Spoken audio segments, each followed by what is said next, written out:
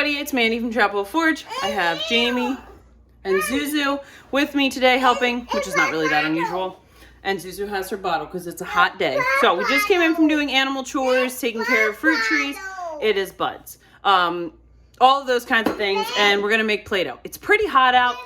Bud and Zad and Matt are going to be doing a couple things in the shop, and then we are starting a couple projects today. So they're gonna start on cleaning up our fuel tanks. We're gonna get off-road diesel and on-road diesel. We wanna get a gas one at some point, but these tanks are too big for that. That's for another video. We'll talk about that later. And there's a big pile of wood they need to get moved so that we can get the camper out of the front yard and get it onto the camper pad so that we can get the perennial garden done, and like all these things have to happen in succession. Anyway, while I have some soap to bag today, I have some shipping to do, and I'm gonna make the kids Play-Doh. So usually when my parents or Zad's parents ask what we want for Christmas for the kids, my response is always art supplies, because we can never have enough art supplies. So Play-Doh, markers, crayons, paper, construction paper, scissors, glue sticks, anything that is, you know, 4 and under friendly, I am so here for, because they're consumables. You know, they destroy the tips of markers eventually, crayons wear out, which then, you know, little pieces get made into fire starters. Plug for Bud. If you're not familiar, Bud, my 14-year-old, makes amazing fire starters. He started it when he was 7.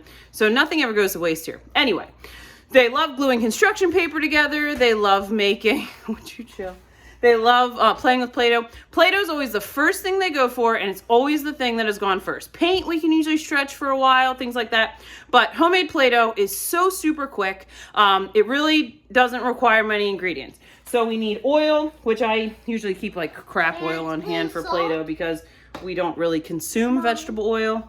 Salt? This is cream of tartar. So this might be a little bit unique. You might not have this on hand. This really lasts a long time. One batch only takes 4 teaspoons.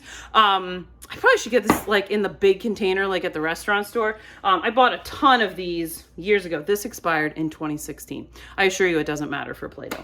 Probably wouldn't matter for a recipe either. You need salt. You can use crap salt. I probably should go get table salt out and not use my good salt for this, but again, it is 3/4 of a cup. We'll go get the crap salt from the pantry, and you need flour. Something we're gonna experiment with is I'm gonna cut in some freeze-dried strawberry powder into our flour so that we can make it colored. We made it a couple weeks ago and it was white, which was fun. They enjoyed it, but I mean, it was white. Of course they wanted some color to it. So let's go get some crap salt. All right, so if you're new, this is my pantry. I have a pantry tour up. I can link that if you're interested. All right, so we keep a lot of things in barrels. Down here, I have table salt. I mostly keep this on hand for salting the driveway. Just kidding. Keep it on hand for things like Play-Doh or things we're not eating. Jamey, can you go put that back in on the art cart? We don't really, I mean, if we had to, we'd eat table salt, but it's really not, you know, just not that great for you.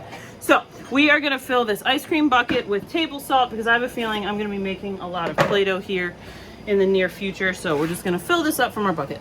So as we're walking back from the pantry, I'll have a grocery haul video coming here probably next week. It'll include Amazon, restaurant store, and Sam's Club. There's just some things that I really was lower than my threshold. So we weren't out. We're not typically ever out of anything. But I'll have that coming soon too. All right, so and of course, as always, I'll put the recipe in the description. I'm not gonna double it because for just the 2 of them, this seems to be like a nice amount.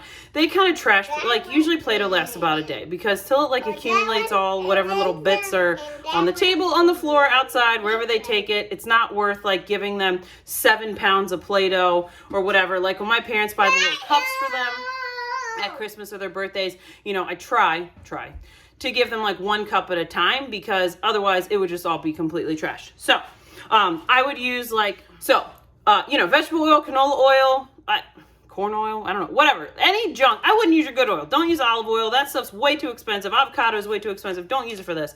Your all-purpose flour or whatever you have. Obviously you can use like commercial food dye. I just don't keep that in the house. You could, I'm sure there's like crunchy natural dyes you can buy, whatever. I have a million freeze-dried powders, and this is actually freeze-dried strawberry tops. So this was like literally free, short of the cost of running the freeze dryer. So we're gonna try this. What I'm gonna do is it's 2 cups of flour. So I'm gonna do a cup and a half of flour and a half a cup of my powder. So I'm gonna get that in the pot. I asked Jamey to get the pot with the handles. He got the biggest, short of the stock pot, the biggest one. You probably don't need one quite that big, but it is nice to have a little bit of space because as you make it, you feel like it's not working, but it gets kind of cantankerous to stir. So a bigger pot's probably a little bit better. And then you're gonna need a spatula or a wooden spoon or something like that. So I am all about like less dishes. We don't use a dishwasher. I think they're silly. We make way more dishes than it would be worth. And we use big dishes like this pot. I'm not gonna put this silly pot in a dishwasher. So I'm always about making less dishes. This may seem like a silly tip, but I said I'm gonna do 1.5 cups of flour. So I put half a cup, and this is not like we're baking, so it doesn't have to be like super anal. And if you know me, I'm not even anal when I bake. And then I'm just going to top off my cup with my strawberry powder. This is obviously not going to be as bright as if you use like Wilton cake icing food coloring or whatever, but it'll be enough to give it some color, and that's good enough for me. Mom, wait, is that like what? It's strawberry tops that I freeze dried. Yeah. Can I try?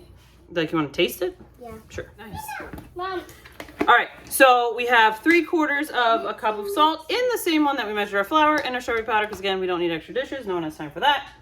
So we're gonna put our salt in. We need 4 teaspoons of cream of tartar. I know it's tartar. I just like to say cream of tartar. All right, so we are gonna do, of course that doesn't fit. We're gonna do 1 tablespoon and 1 teaspoon because I gotta wash this thing because it's all connected anyway, so why not? So we're gonna do a tablespoon of cream of tartar and the teaspoon. So we got our 4 teaspoons. We're gonna dump that in. And then we need 2 cups of lukewarm water. All right, so next we need 2 tablespoons of oil.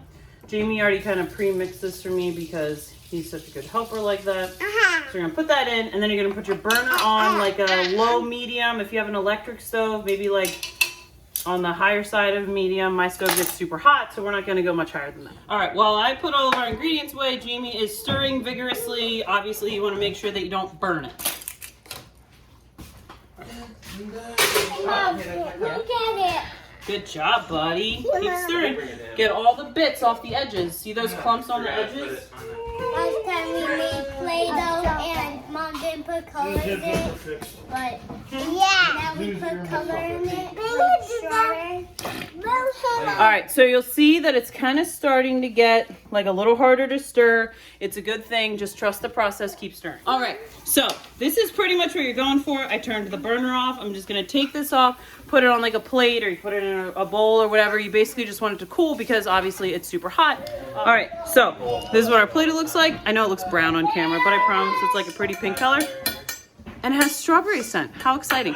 So like I would never buy scented Play-Doh at the store, barf, because what did they scent it with? This is perfect. So I got them, Jamey, I got them set up over here with their little cutting boards, which frankly I don't care. This is an old table and I don't care if they cut on it. But I always give them each one of my little bread slicers. Sorry. I give them the meat. What's this? Not a tenderizer. Chopper? It's like a meat chopper. You take your raw meat, and once it's thawed, you put it in the thing, and then you go. So I have 2 choppers, 2 plastic knives. I only have 1 biscuit cutter. Zuzu informed me that I need to ask Mama to get her one for her birthday or for Christmas because she needs another one. But anyway, that is how you make Play-Doh. If you were making it by yourself, it would probably take you less than 5 minutes. If you make it with your kids, maybe 10 to 15. Still pretty quick activity. They love making it. Obviously, they love playing with it. So this is awesome. If you have any question about this, let me know. See you next time.